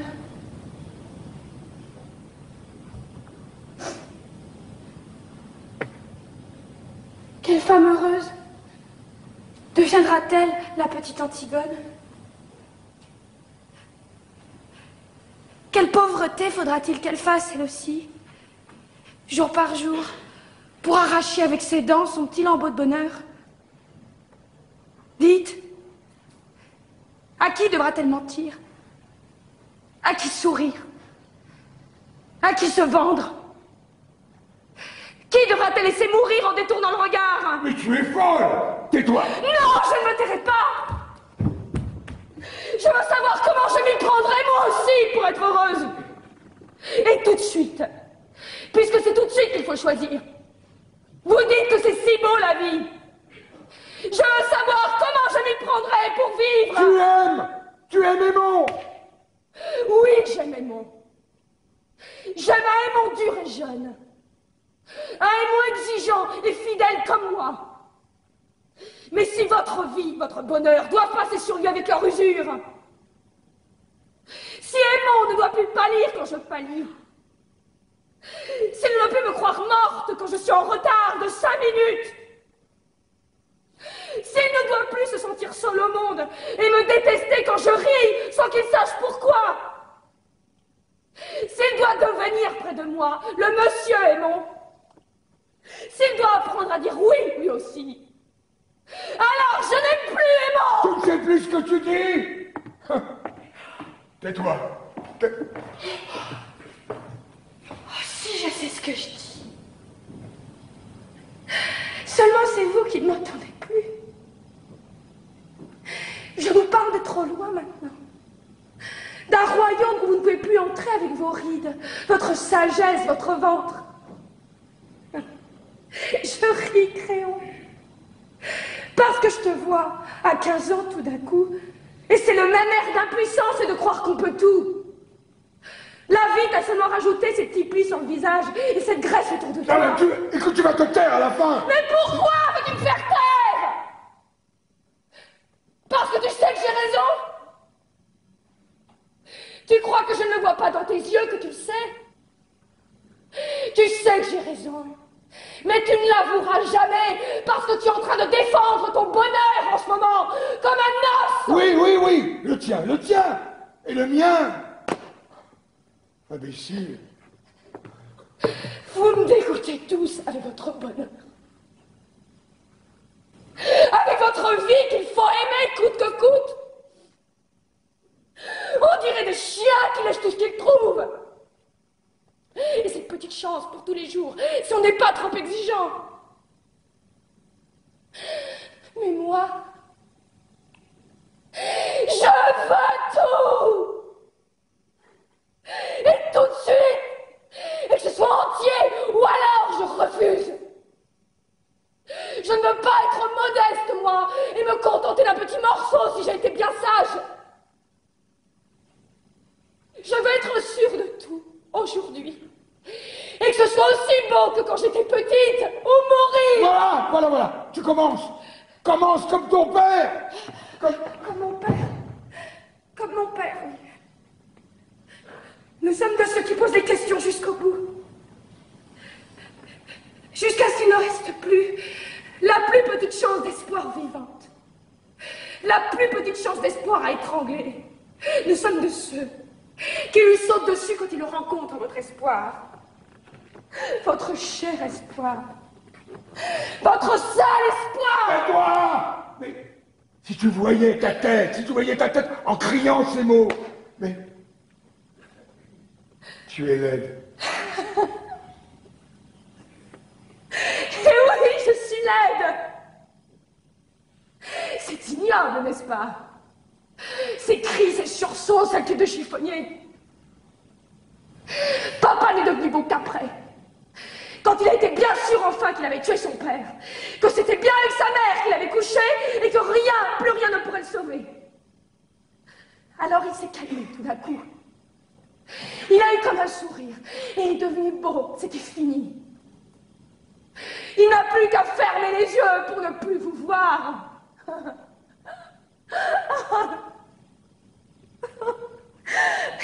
Vos têtes, vos pauvres têtes de candidats au bonheur. Mais c'est vous qui êtes laids. Même les plus beaux. Vous avez tous quelque chose de laid au coin de l'œil ou de la bouche. Tu l'as bien dit tout à l'heure, Créon, la cuisine. Vous avez des têtes de cuisiniers. Je t'ordonne de te taire maintenant, t'entends? Tu m'ordonnes, cuisinier, mais tu crois que tu peux m'ordonner quelque chose? L'antichambre est pleine de monde. Tu veux donc te perdre? On va t'entendre. Eh bien, ouvre les portes. Justement, il faut m'entendre. Mais pas Dieu. Tu vas te taire à la fin. Allons vite, le cuisinier appelle tes gardes. Qu'est-ce que tu veux, toi aussi? Antigone, Antigone, tu vois, je viens. J'ai du courage. J'irai maintenant avec toi. Où iras-tu avec moi? Si vous la faites mourir, il faudra me faire mourir avec elle. Oh non! Pas toi, c'est moi seule. Mais je ne veux pas vivre si tu meurs. Je ne veux pas rester ici sans toi. Tu as choisi la vie. Et moi la mort, laisse-moi maintenant avec tes jérémiades. Il fallait y aller. À quatre pattes dans la nuit. Il fallait aller gratter la terre avec tes ongles pendant qu'ils étaient tout près. Et te faire empoigner par eux comme une voleuse. J'irai demain.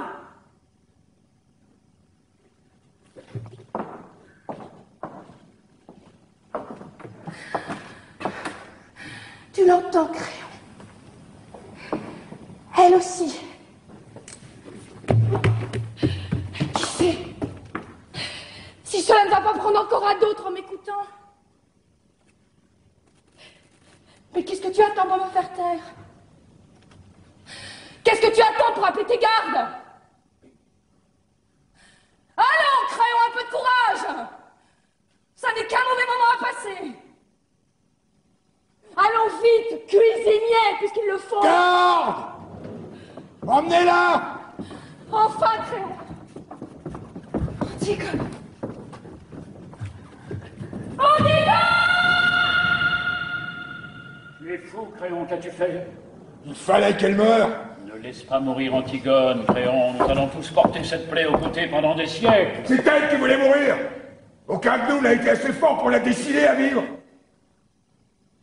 Je le comprends. Je le comprends maintenant. Antigone était faite pour être morte.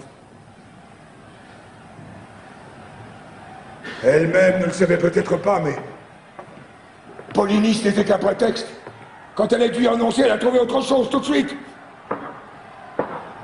Ce qui comptait pour elle, c'était de refuser et de mourir. C'est une enfant, Créon. Et alors, qu'est-ce que tu veux que je fasse pour elle? La condamner à vivre? Oublie-la. Oublie-la, oublie-la, mon petit fouteur. Non, j'ai tout essayé pour la sauver, j'ai tout essayé, mais je te le jure. Mais elle ne t'aime pas. Elle aurait pu vivre. Elle a préféré sa folie, la mort. Mais père, tu vois bien qu'il l'emmène. Père, ne laisse pas ces hommes l'emmener. Non, mais elle a parlé maintenant. Tout elle sait ce qu'elle a fait. Alors moi, je suis obligé de la faire mourir. Lâche-moi. Est-ce qu'on ne peut pas imaginer quelque chose? Dire qu'elle est folle, l'enfermer? Non! Ils diront que ce n'est pas vrai, que je la sauve, parce qu'elle allait être la femme de mon fils. Je ne peux pas. On ne peut pas gagner du temps. La faire fuir demain. La foule sait déjà, elle hurle autour du palais. Je ne peux pas. Père, la foule n'est rien, tu es le maître. Je suis le maître. Je suis le maître avant la loi. Mais plus après. Mais père, je suis ton fils. Tu ne peux pas me la laisser prendre. Si, mon petit. Antigone ne peut plus vivre. Antigone nous a déjà quittés tous. Crois-tu que je pourrais vivre, moi, sans elle? Crois-tu que je l'accepterais, votre vie? Et tous les jours, depuis le matin jusqu'au soir, sans elle? Et votre vie, votre agitation, votre bavardage sans elle? Il faudra bien que tu acceptes, Aimon. Parce que chacun de nous, un jour plus ou moins triste, plus ou moins lointain, où il doit enfin accepter d'être un homme. Alors pour toi, c'est aujourd'hui. Et te voilà là, avec ces larmes au bord de tes yeux. Ton cœur qui te fait mal. Mon petit garçon, pour la dernière fois. Quand tu te seras détourné, quand tu auras franchi ce seuil tout à l'heure, tout sera fini. C'est déjà fini. Ne me juge pas, Aimon. Ah non, non, pas toi. Ne me juge pas. Toi aussi. Cette grande force et ce courage. Ce dieu Jean qui m'enlevait dans ses bras pour me sauver des monstres et des ombres, c'était toi. Cette odeur défendue et ce bon pain du soir sous la lampe. Quand tu me montrais des livres dans ton bureau, c'était toi, tu crois? Oui, Aimon. Tous ces soins, tout cet orgueil, tous ces livres pleins de héros, c'était donc pour en arriver là? Être un homme, comme tu dis, est trop heureux de vivre? Oui, Aimon. Père, ce n'est pas vrai. Ce n'est pas toi. Ce n'est pas aujourd'hui. Nous ne sommes pas tous les deux au pied de ce mur où il faut seulement dire oui. Tu es encore puissant, comme lorsque j'étais petit. Père, je t'en supplie, que je t'admire. Que je t'admire encore. Je suis trop seul et le monde est trop nu si je ne peux plus t'admirer.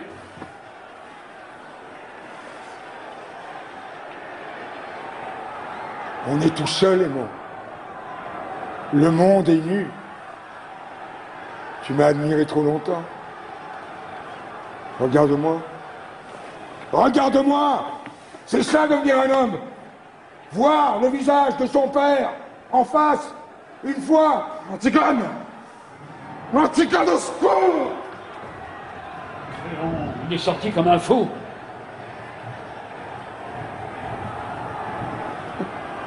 Il l'aime, oui.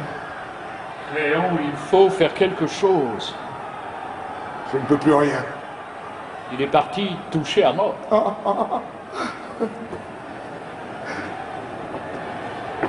Nous sommes tous touchés à mort. Chef, ils envahissent le palais. Créon, je ne veux plus voir leur visage. Je ne veux plus entendre leurs cris. Que ma mort, maintenant, c'est assez. Fais que je ne vois plus personne, jusqu'à ce que ça soit fini. Les gardes! Aux portes! Videz le palais! Toi! Tu restes ici avec elle!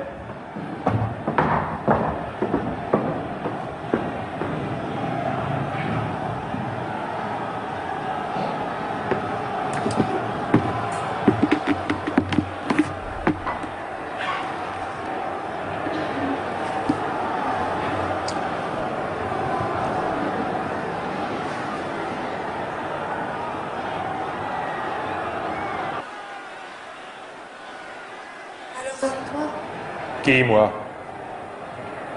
Mon dernier visage d'homme. Faut croire.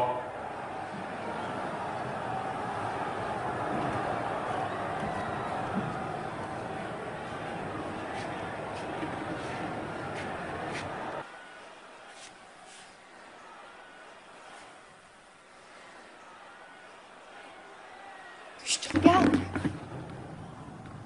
Ça va? C'est toi qui m'as arrêté tout à l'heure. Oui, c'est moi. Qui m'a fait mal. Qui n'avais pas besoin de me faire mal. Est-ce que j'avais l'air de vouloir me sauver? Allez, pas d'histoire. Si ce n'était pas vous, c'était moi qui y passais. Tu as quel âge? 39 ans. Tu as des enfants? Oui. 2. Tu les aimes? Ça ne vous regarde pas? Il y a longtemps que vous êtes garde?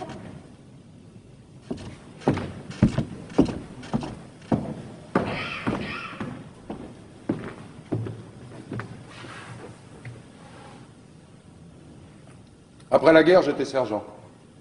J'ai engagé.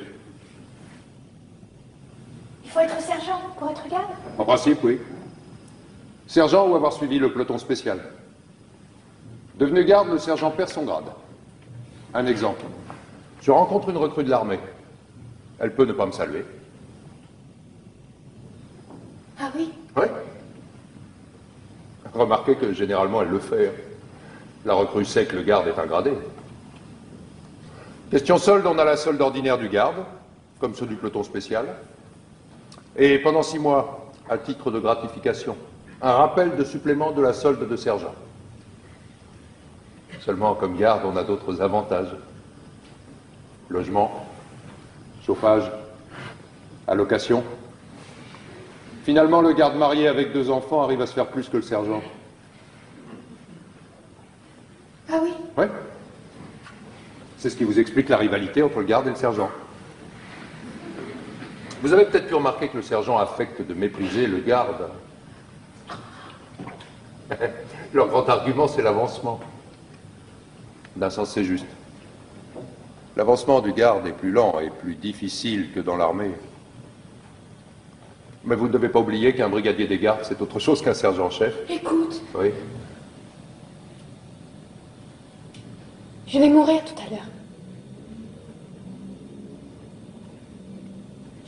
D'un autre côté, on a plus de considération pour le garde que pour le sergent. Le garde, c'est un soldat, mais c'est presque un fonctionnaire. Tu crois qu'on a mal pour mourir? Je ne peux pas vous dire. Pendant la guerre, ceux qui étaient touchés au ventre, ils avaient mal. Moi, j'ai pas été blessé. D'un sens, ça m'a nui pour l'avancement. Comment vont-ils me faire mourir? Je ne sais pas. Je crois que j'ai entendu dire que pour ne pas souiller la ville de votre sang, ils allaient vous murer dans un trou. Vivante? Ah oui, d'abord.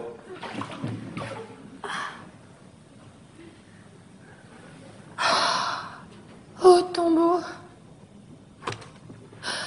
Oh, lit nuptial. Oh, ma demeure souterraine. Toute seule. Aux cavernes de Hadès, aux portes de la ville, en plein soleil. Une drôle de corvée encore pour ceux qui seront de faction. Il avait d'abord été question d'y mettre l'armée, mais aux dernières nouvelles, il paraît que c'est encore la garde qui fournira les piquets. Elle a bon dos, la garde. Étonnez-vous après ça qu'il existe une jalousie entre le garde et le sergent? 2 bêtes. Quoi de bête? Des bêtes se serraient l'une contre l'autre pour se faire chaud. Je suis toute seule. Si vous avez besoin de quelque chose, c'est différent, je peux appeler. Non. Je voudrais juste que tu remettes une lettre à quelqu'un quand je serai morte. Comment ça, une lettre? Une lettre que j'écrirai. Ah, ça non, pas d'histoire, une lettre, comme vous y allez, vous. Je risquerais gros, moi, ce petit jeu-là. Je te donnerai cet anneau si tu acceptes. C'est de l'or? Oui, c'est de l'or. Vous comprenez, moi, si on me fouille, c'est le conseil de guerre. Ça vous est égal, vous. Ce que je peux, si vous voulez, c'est écrire sur mon carnet ce que vous auriez voulu dire.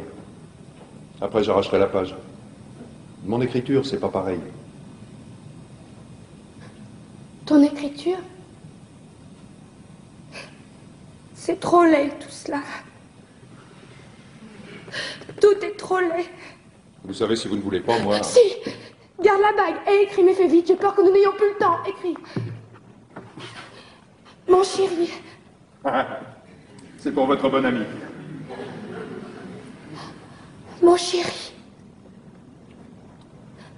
J'ai voulu mourir. Et tu ne vas peut-être plus m'aimer. Mon chéri, j'ai voulu mourir et tu ne vas peut-être plus m'aimer. Et Créon avait raison. C'est terrible. Maintenant, à côté de cet homme, je ne sais plus pourquoi je meurs. J'ai peur. Et Créon avait raison. Oh, Aimant, notre petit garçon. Je le comprends seulement maintenant combien c'était simple de vivre. Dites, vous allez trop vite, comment voulez-vous que j'écrive? Il faut le temps tout de même.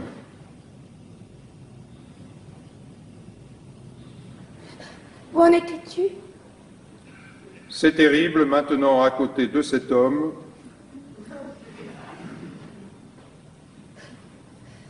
Je ne sais plus pourquoi je meurs. Je ne sais plus pourquoi je meurs. On ne sait jamais pourquoi on meurt. J'ai peur. Non. Raye tout cela. Il vaut mieux que jamais personne ne le sache. C'est comme si il devait me voir nue et me toucher quand je serais morte. Mais seulement... Pardon. Alors j'aurai la fin et je mets pardon à la place. Oui. Pardon, mon chéri. Sur la petite Antigone. Vous auriez tous été bien tranquilles. Je t'aime. Sans la petite Antigone, vous auriez tous été bien tranquilles. Je t'aime. C'est tout?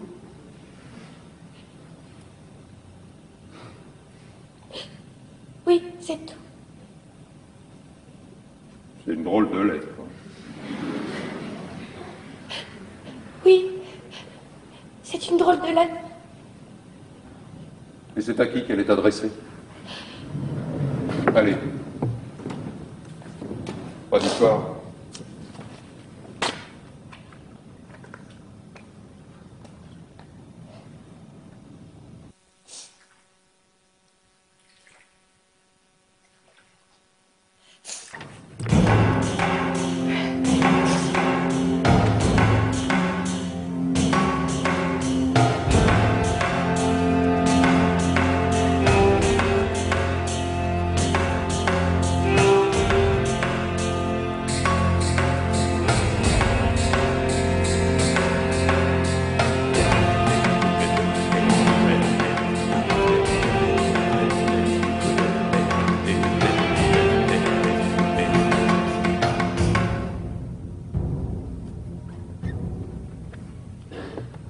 Là, c'est fini pour Antigone.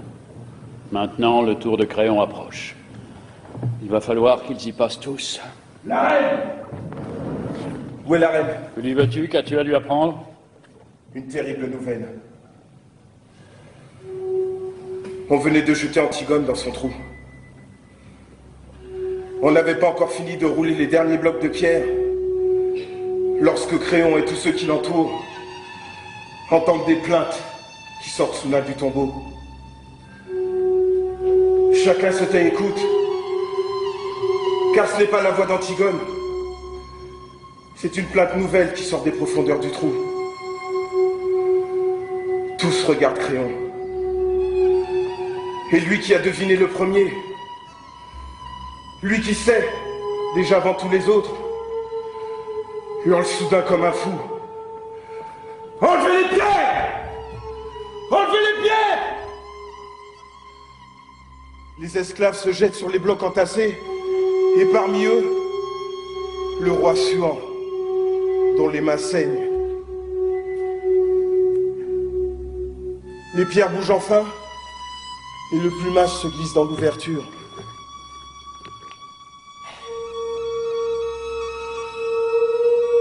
Antigone est au fond de la tombe, pendue au fil de sa ceinture.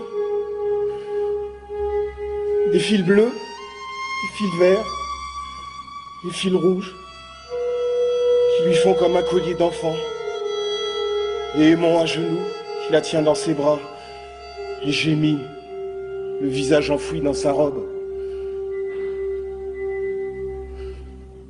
On bouge un bloc encore et Créon peut enfin descendre. On voit ses cheveux gris dans l'ombre au fond du trou. Il essaie de relever Aimant.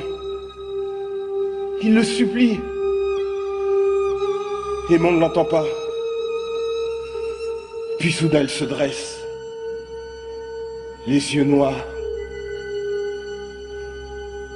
Et il n'a jamais tant ressemblé au petit garçon d'autrefois. Il regarde son père, sans rien dire. Une minute. Et tout à coup, il lui crache au visage et tire son épée. Créon bondit hors de portée. Alors il le regarde avec ses yeux d'enfant, lourds de mépris. Et Créon ne peut éviter ce regard, comme la lame. Aimon regarde ce vieil homme tremblant à l'autre bout de la caverne. Et sans rien dire, il se plonge l'épée dans le ventre et il s'éteint à côté d'Antigone, l'embrassant dans une immense flaque rouge.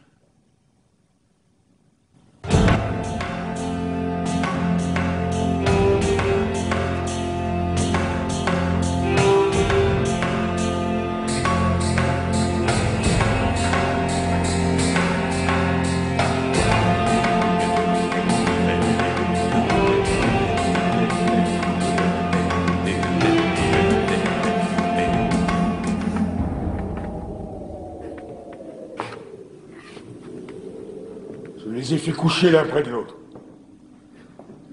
Enfin. Ils sont lavés maintenant, reposés. Ils sont seulement un peu pâles, mais si calmes. Deux amants, au lendemain de la première nuit. Ils ont fini, eux. À toi, Créon, il te reste encore quelque chose à apprendre. Eurydice, la reine, ta femme, est passée dans sa chambre. Sa chambre à l'odeur de lavande, au petit napperon brodé et au cadre de peluche, pour s'y couper la gorge. Elle est étendue maintenant sur un des petits lits jumeaux démodés, à la même place où tu l'as reçue, jeune fille, un soir, et avec le même sourire, à peine un peu plus triste. Et s'il n'y avait pas cette large tache rouge sur les linges autour de son cou, on pourrait croire qu'elle dort.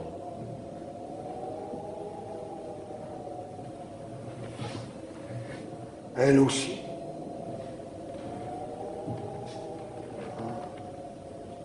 Ils dorment tous. C'est bien. La journée a été rude. Ça doit être bon de dormir. Oui, mais tu es tout seul maintenant, Créon. Oui, tout seul.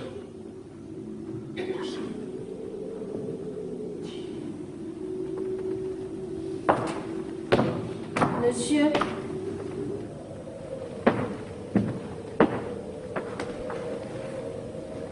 Je vais te dire à toi. Ils ne savent pas les autres. On est là, devant l'ouvrage. On peut tout de même pas se croiser les bras.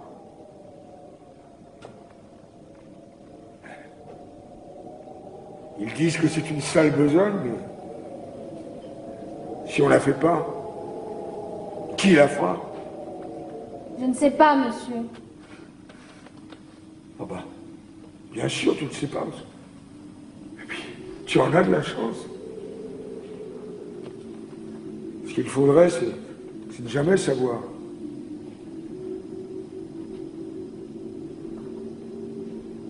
Il te tarde d'être grand, toi. Oh oui, monsieur. Mais tu es fou, petit. Il faudrait ne jamais devenir grand.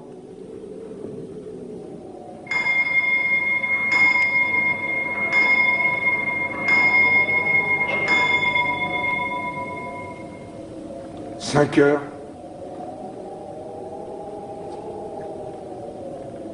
Qu'est-ce que nous avons aujourd'hui à 5 heures? Conseil, monsieur. Un conseil?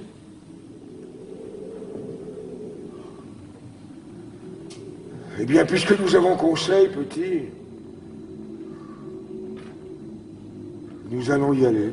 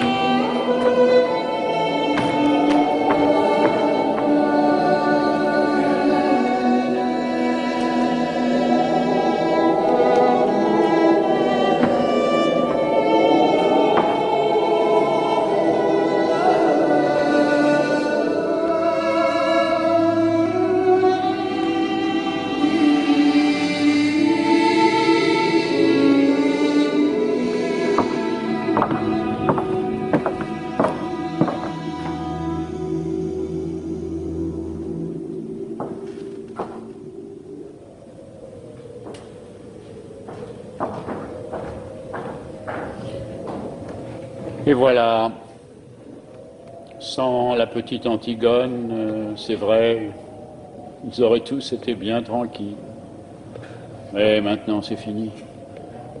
Ils sont tout de même tranquilles. Tous ceux qui avaient à mourir sont morts.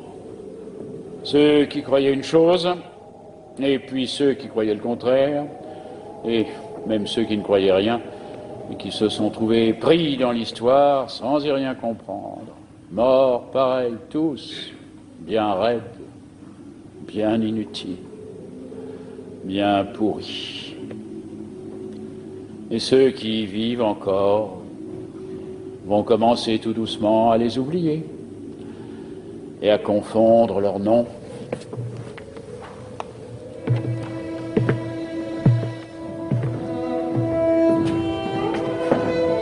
C'est fini. Antigone calmé maintenant. Nous ne saurons jamais de quelle fièvre son devoir lui est remis. Un grand apaisement triste tombe sur Thèbes et sur le palais vide où Créon va commencer à attendre la mort.